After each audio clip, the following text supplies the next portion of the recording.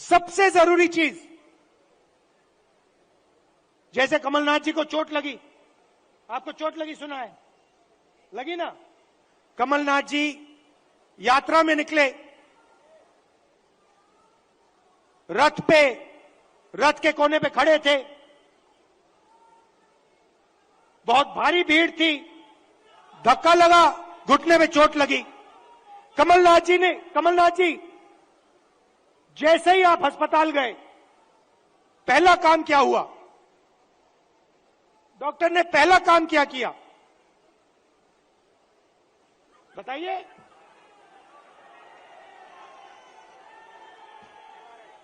पहला काम डॉक्टर ने एक्सरे लिया, एमआरआई लिया। उसके बाद डॉक्टर ने कहा हां, घुटने में यह प्रॉब्लम है।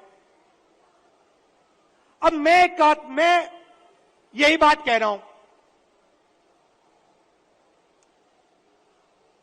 सब लोग कहते हैं हिंदुस्तान में ओबीसी है, दलित है, जनरल है, आदिवासी हैं, मगर जब हम सवाल पूछते हैं ओबीसी कितने हैं, जनरल कितने हैं, दलित कितने हैं, आदिवासी कितने हैं, कोई जवाब नहीं दे पाता। देखो मैं पूछता हूं, भैया ओबीसी कितने हैं हिंदुस्तान में?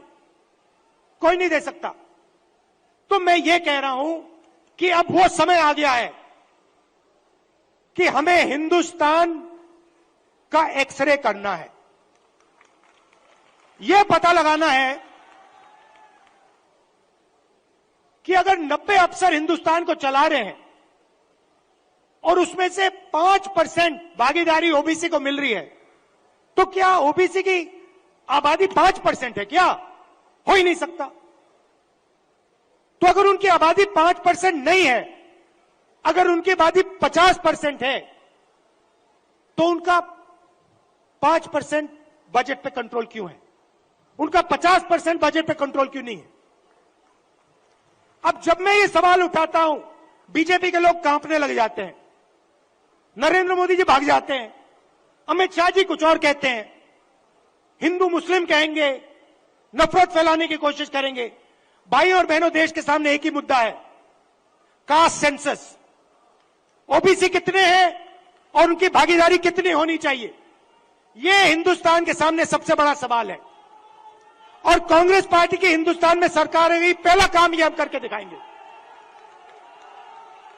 अब बीजेपी के पास मजे की बात सुनिए, कास्ट सेंसस कांग्रेस पार्टी ने किया, जब हमारी सरकार थी हमने किया। सारे के सारे आंकड़े नरेंद्र मोदी जी के पास हैं। हिंदुस्तान में कौन सी जात की कितनी आबादी है, हिंदुस्तान की सरकार जानती है।